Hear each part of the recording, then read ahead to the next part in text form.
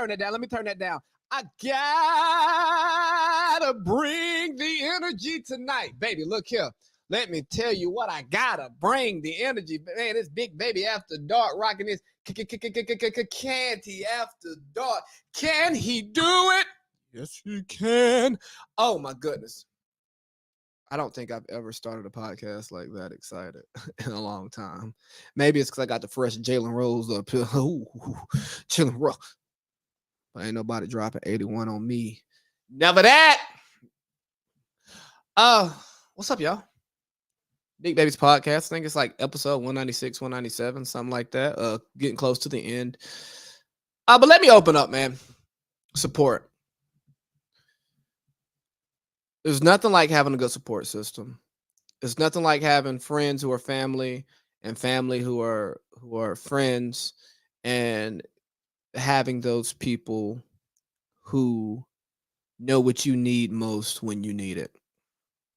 Oftentimes we get so caught up in our day-to-day, we get so caught up into each second of each day, each minute, that we can't take a step back and see, the forest or the trees. We're just looking at trees and we're in a forest.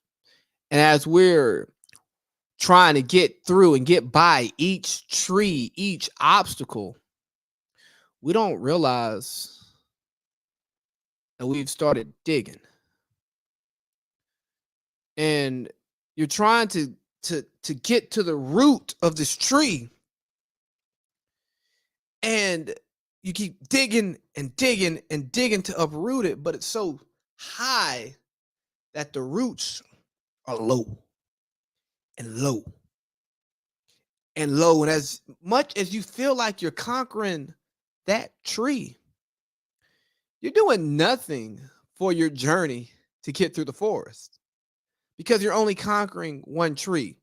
And now you've buried yourself, all while trying to overcome one tree, and you've forgotten about the forest. When instead of digging to get to the root of that tree, maybe you just take the chainsaw, you knock it down, and you get it out of your way, and you keep moving so you can get through the forest. But when you have a good support system, sometimes they pick you up and they pull you back. And they go, hey, dog, too much time here, not enough time there, because we're trying to get all the way over here. And when you realize that and they show up for you, all you can do is say thank you. All you can do is thank God. Because without that support, you could have lost yourself.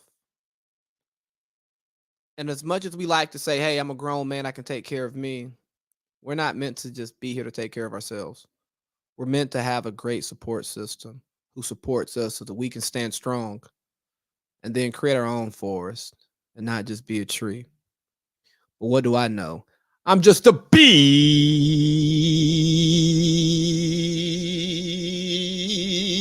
baby, and I'm back. Hold up, big baby. Hold up, big baby. And I'm back. Hold up, big baby. Hold up, big baby. Sincerest apologies for playing those crickets. I got my setup a little bit different right now, so it's gonna take some time for me to get accustomed to it and use it properly. But you know what? We're back, man. And let me tell you what. It's a good week to come back. There's been some stuff going on in the world that really just made me want to come out here and talk. And I've kind of been focusing on one person who may not have got me shadow banned. I don't know. These last few pods, but I think that the message that comes from it is so important, right? Because sometimes our actions can get us banned from the internet. And while we sit this ban from the internet here, I want to think about what should get you banned from the internet, or if anything should get you banned from the internet. How do you get banned from the internet? And obviously, you can't like be banned from the internet itself. It's just the high density places, the high population places on the internet where most people spend their time, where you can get banned.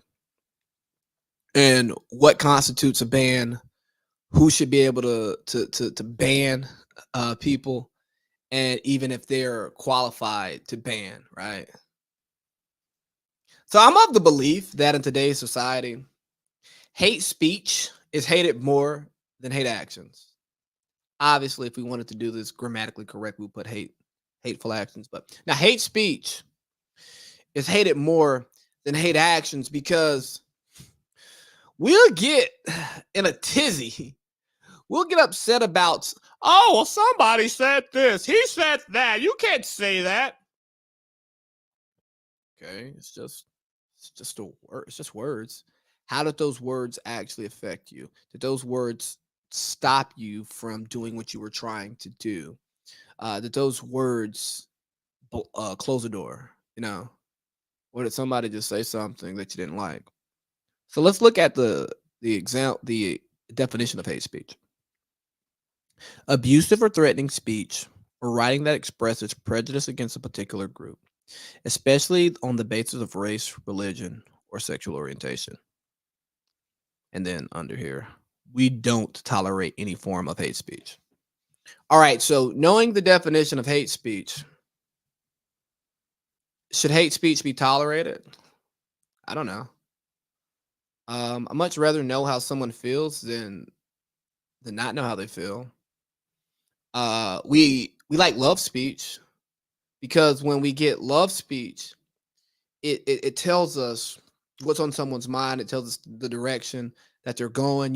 Like when you meet a young lady, you meet a little shawty, and you trying to holler at her, and you want to get to know her, and then you try to cross that line, see how she feel, and then y'all finally have a conversation, and she accepts you because she hits you up, she responds to you, she wants to hang out and all of that stuff, and maybe y'all do more, and that's like love speech, right?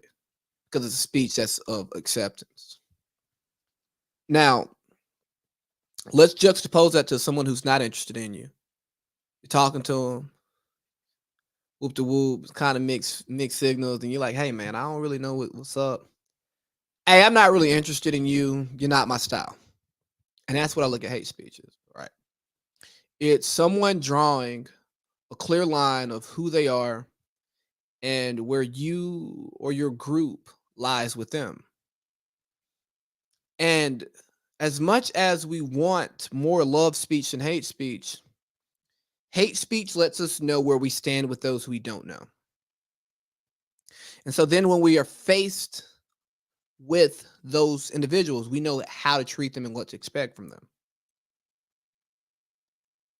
So by banning hate speech, by trying to silence hate speech, try to say we would not allow hate speech here, you are now creating a space where people are either not honest or there's a lack of clarity.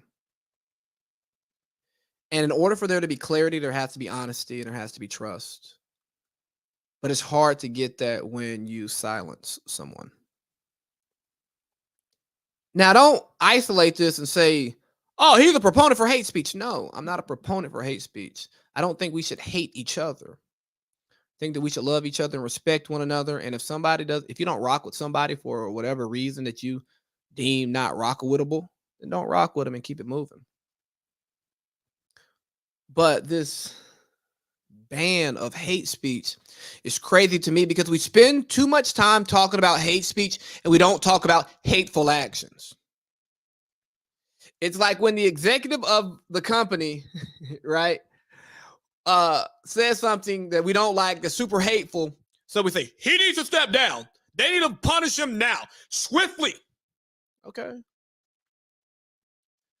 But then we see the company have racist or sexist hiring practices and promotion practices. It's like, well, what's worse? The racist or sexist tweet or comments or the actual actions that are being done? And again, this is not saying hate speech is okay. It's saying that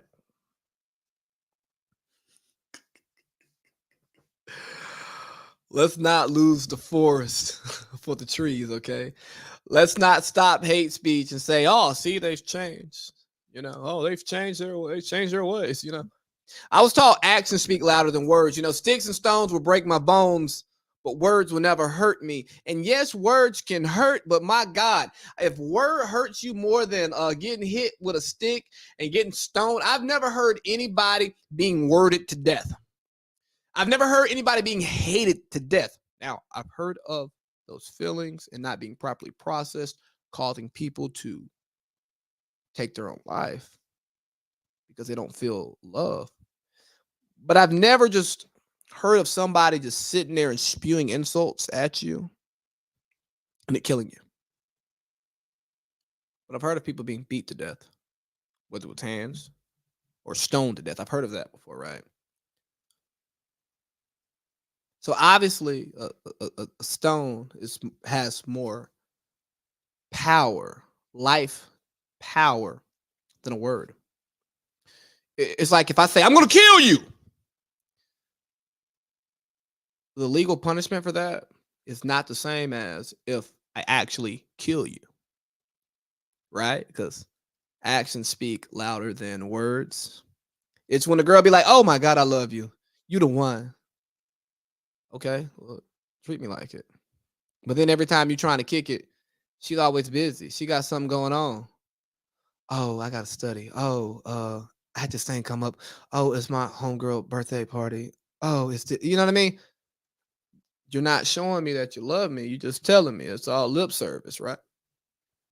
So I think there needs to be more direct focus on actions and less on words because talk is cheap. I mean, you see, Charleston White talks about it all the time. I can say anything. You can feel how you feel, but I can say whatever I want. But look at what I do. Let my actions define who I am, not what I say. And it's just smoke and mirrors. We love the smoke and mirrors, the bells and whistles, bro. All this is a Sean McVay offense. A lot of bells and whistles in a few plays. All he does is do a little bit of motion, change up the formation, but he's doing the same thing, right? And that's what we have here. We have people too far focused on hate speech and not hate actions. And I don't like it. Let's see. Did I miss anything here? Nah, I didn't. So pay attention more to actions because actions do truly speak louder than words. Now, it takes me to my next topic. What is the point of a media platform? Because we're seeing different people being deplatformed because of their controversial takes that's often categorized as hate speech. You have Alex Jones, who probably, you probably shouldn't listen to him, but whatever. He has a following. He has a following for a reason. You see what Kanye West has gone through. You see what President Trump has gone through. You see what Louis Farrakhan has gone through. You see what Andrew Tate has recently gone through. There are many others out there whose names I can't think of and I'm not totally familiar with, but they have been deplatformed because of what they put out. And I ask you, what's the point of a media platform, right? Because I remember there was a time where if you posted something about COVID, right, and the vaccine, it could be considered misinformation and taken down. And on Twitter, if you tweet something that's wrong, it's considered misinformation and it's taken down. And I ask, so we can't lie no more? People lie all the time. Men lie, women lie. All the time. But now we can't lie on social media, okay? Because we're making a perfect world of imperfect people, okay, portraying perfection, but none of us can achieve it. Got it. But when I look at a platform, right, I think of something that props a person up or props ideas up, right? Because platform, platform shoes, they sit higher than regular shoes, Let me stand on this platform so everyone can see me in the crowd, all right? It's like a book tour. It's putting somebody in the center. It's taking the book around, telling people about it, so maybe they buy into it, right? I do this podcast. I put stuff out there hoping that you all will buy into it. I bring guests on here hoping that you will buy into them, right? But I think the best way to silence misinformation is to counter it with information. Because in order to build credibility, you need people to trust you, right? You need to be entertaining, you need to be interesting, but you need ultimately people need to trust what you're saying. And when people don't trust what you're saying, you have absolutely nothing. And when you silence somebody, especially if you silence them for what they say you will silence them for, to me, it makes me question, well, damn, they said you were going to do it and you did it. But why do you not want me to hear this? Do you think that I am not capable of making up my own mind on what I need to know and what I should consume or what's good information? And, with the internet, with social media, with podcasts, there's way less vetting of information. It's much easier to put word vomit out there. Nobody edits this podcast but me. And because I'm streaming live, what I say is what I said. And if I make a misstep, I made a misstep. And I have to either come back, correct it, retract it, or go back and try and take down stuff and re-upload and stuff. It's a lot of extra work, right? So you obviously got to be careful with what you say. But the best way to combat misinformation is through information, because when you combat that misinformation with information, you have transparency, you have clarity, and that is something that people buy into. Even when you're right, when your parent tells you not to do something, you just want to do it. You want to experience it. It's the same thing. People want to experience different perspectives, believe it or not. Like in platforms, I think a media platform is supposed to give individuals information from different lenses and allow them to make a decision and not make a decision for them. But at the end of the day, more silence equals less trust. And when we let them talk, and if we let them talk and we don't listen and we don't respond, they'll eventually shut up, right? So if you think what Kanye says should be silenced, if you think what Charleston White says needs to be silenced, if you think that NORE needs to be silenced, if you think that Andrew Tate needs to be silenced, if you think that Minister Louis Farrakhan needs to be silenced, if you think any of these people need to be silenced, then stop listening, stop responding, and then, you know what? They'll probably go away. What's up, Haven? Good to see you here. Now let me go to neutered NORE. That boy NORE got neutered. They gonna ban him from the internet. Can't ban the snowman, but they can ban Noriega. Boy, that stuff, that backpedal NORE deal was absolutely, it was disgusting. It was absolutely disgusting, right? Because if you're going to bring Kanye West on your platform, you know what he's doing. You know what he's talking about. You see that LeBron took him off, right? You see that Tucker Carlson edited certain things. You see what he's been on. And you say, nah, I'm going to have him here on my platform. We're going to talk. And I'm going to let him say what he's going to say, because he said, like, if you silence me, run the cameras or we'll leave. All right. First strike, you sold your soul because you listened to him, right? You listened to him and you let him control your platform, right? And that's not the point of a platform, no, because when it's your platform, you control that narrative, you control what goes on there. And then you go to the Breakfast Club to apologize after bragging about getting the 2 million views in like a day, right? Because it's all over the internet, right? You go up there, Charlamagne kind of scolds you since he's over the Black Effects podcast network that you're on, that didn't allow you to upload this podcast at all. I never saw it on there because I was looking. And then you talk about how Puff told you not to do it or whatever, right? And then the worst thing you said, right, what really got me, I like to keep things light. This is called Drink Champs, not Think Champs. Well, obviously it's not Think Champs because your ass wasn't thinking. What were you thinking? Throughout the interview, you didn't push back. Well, I don't want to get political. Well, don't talk to people who aren't going to talk nonsense. But more importantly,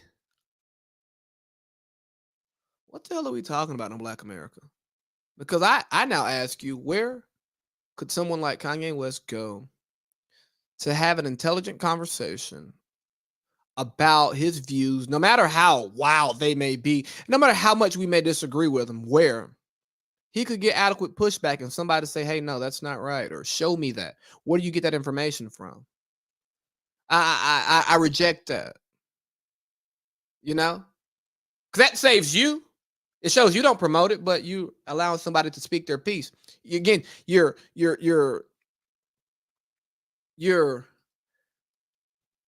combating misinformation with information. But no, you want to drink and not think, and when you get drunk, you make mistakes. You're never as good drunk as you are sober. No matter what anybody tells you, when you're drunk, you're not as good. You may feel a little bit better. You may shake a little bit off, right? But you're not as good when you're drunk. That's why sometimes you put, where's that? Put the bottle down. Can we see on there? Put the bottle down. Yeah, you see what I'm saying, NORE? You got to put the bottle down, because if you think you could just stand up and backpedal and it's not going to happen, now you're going to fall on your ass because you're drunk. Now you got to put the bottle down. And if you can't handle the conversations with the guests that you're having, maybe you should reevaluate how you do business. Maybe you should reevaluate your platform. Or maybe we, the listeners, should reevaluate what we decide to put in our ears, because if somebody is willing to go online, represent our culture, say they're the voice of the culture, but they're the drink champs and not the think champ, you ain't no champ to me, you a chump. But NORE got neutered for a reason. Yeah, I knew it was going sideways too. I knew it was going sideways. But as a result of some of the comments said on that interview, Kanye is now being sued for $250 million by the family of the late George Floyd. Now, I have some thoughts on this particular lawsuit that I'm not going to get into on this podcast, because I don't think it's the place for that. See how I did that? How instead of, I'm using my platform responsibly, saying what I want to say and not being forced into a conversation because it's a topic. We got to talk about it. Nah. Everybody likes to sue. Like for everything. Like I see somebody suing Texas Pete because it's not made in Texas. Bro, are you serious? A successful lawsuit, like someone spilled hot coffee on themselves from McDonald's, but because there was not a hot label on the hot coffee that they ordered, Pyrus Hodges, they sued. What are we doing here? You got Devontae Adams. He pushes the guy out of the way after the game. Unacceptable. He's pressing charges. I'm sure a lawsuit's coming.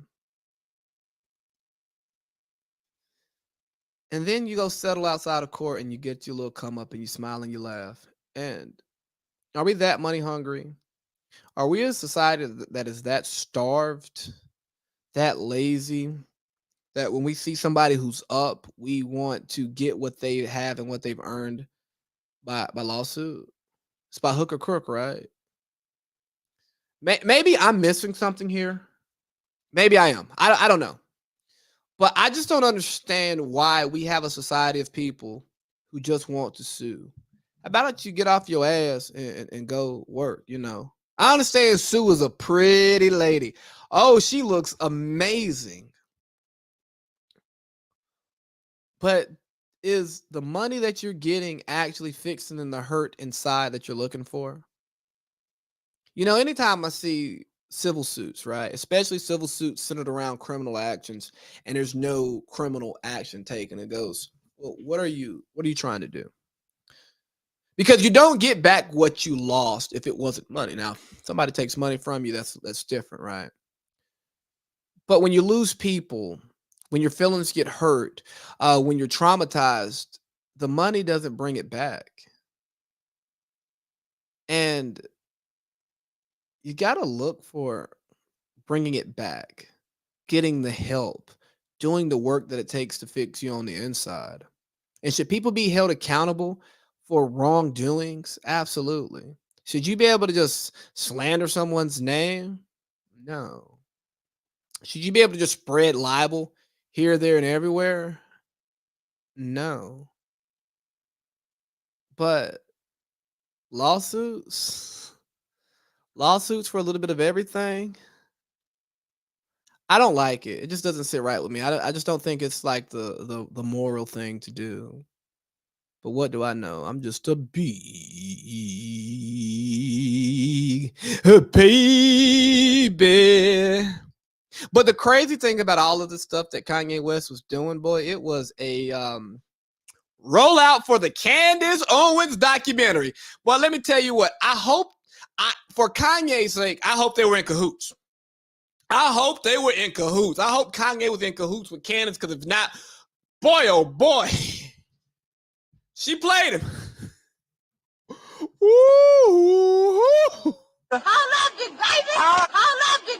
It starts with them together in the White Lives Matter, right?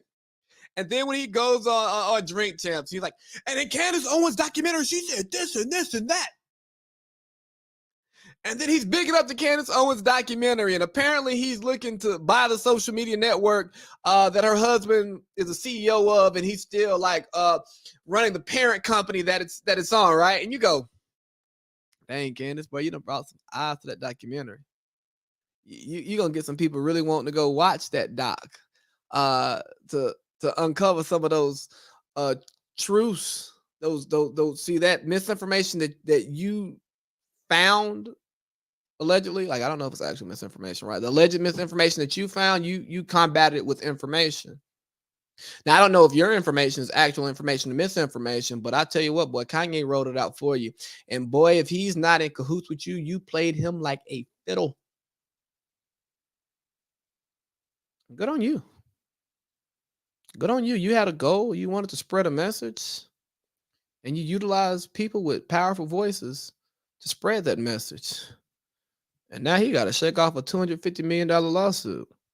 And the crazy thing is he probably could have avoided the whole thing. I mean, I'm pretty sure he gets thrown out, or he settles for a lot less. If he just says, according to so-and-so documentary, this is what it said, you cover your six. But hey, Candace, hell of a rollout. You rolled it on out.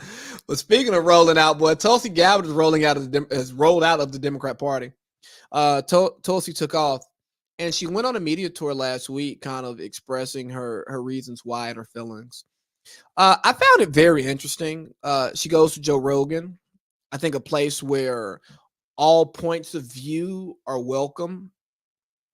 Not that I agree with everything that comes out of the podcast, not that I'm a regular consumer of the podcast, but I've consumed enough of his podcast as a student of the podcast game that Joe creates a great space for people to be comfortable and talk about the things that they want to talk about in the way that they best see fit. And he's built up a big enough audience and a large enough platform that it doesn't matter how the angry birds on Twitter respond to it, because he's still okay. His following's not going anywhere. His sponsors aren't going anywhere. Spotify is glad to be cutting those checks. And because of that, he has free reign to really speak the way he wants to. He's not really bogged down by anybody else. But yeah, she expressed her reasons for leaving the Democrat Party, and I think it was at a very strategic time, right in the heart of the midterm season. I think that there are people who are going to look differently at the party, because I personally see Tulsi as somebody who's moderate, middle of the road, not a he yeah, you're right, he should have. She's not she's not one who waves the party flag. She's not one who's running to the left side all the time. She's one who will cross the aisle. She'll go talk on Fox News. She'll work with people in the middle. And I think she's more reflective of American society than what our political parties are. And what I hope that comes from this more politicians who aren't identifying with the polar opposites in their party start to come to the middle. And there becomes a meeting in the middle so that we have politicians who are representing the people and not the politicians. And then when we shoot back up and we think about these hateful actions and these hateful speeches and these platforms, we have less controversy in these places and we have more conversations. We come together and we become a community and we get rid of some of the chaos. And I'm just hoping that Tulsi has lit a fire under American politicians, under the American people to come together and not creep apart. All right. Last part. Let's who's texting me?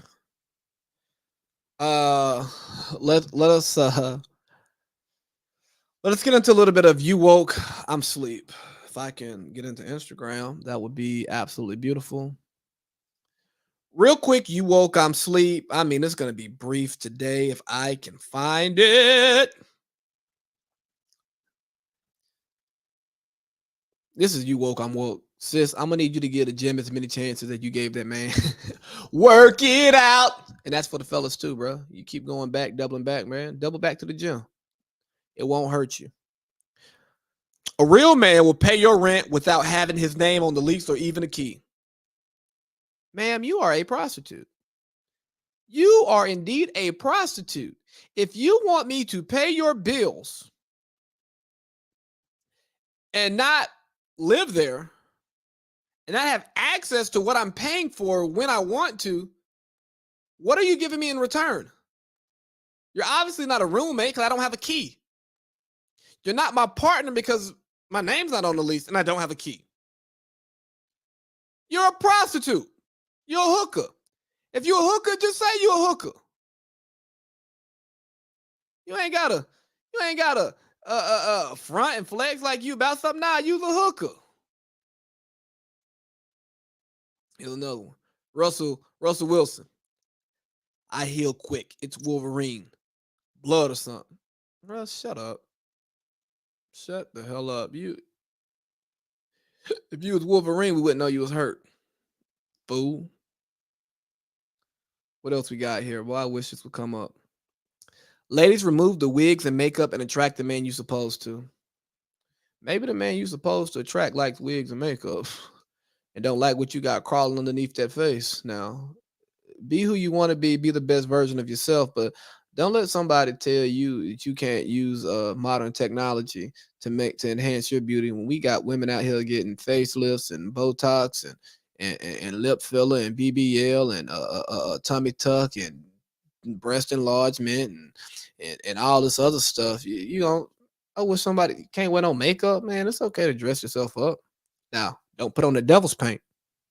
Don't put on that devil's paint, but you can put on a little makeup. So I get a little hairline enhancement right there, the Jalen Rose special. Yeah, sure do. That's my makeup. Oh man, the last thing I just found this hilarious.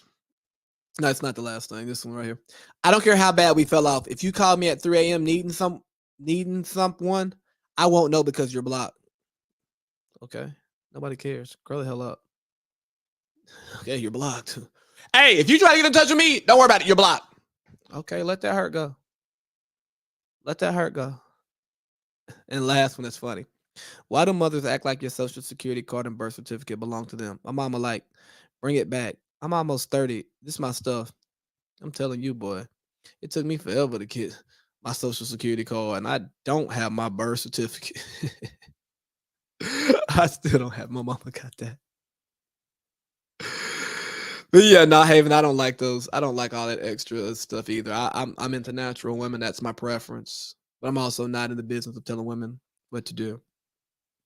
Hope y'all enjoyed this quick little podcast, man. We're gonna try to keep the quick ones coming to you once a week. And as I close out, I just want to do a quick disclaimer. All thoughts and opinions here were the opinion of Big Baby the Goat. They were meant to be both informative and funny. I hope that you found this entertaining. And if you were offended by it, please let me know and we can have a conversation so that we both can grow and move forward in the right direction. Big Baby out. We falling,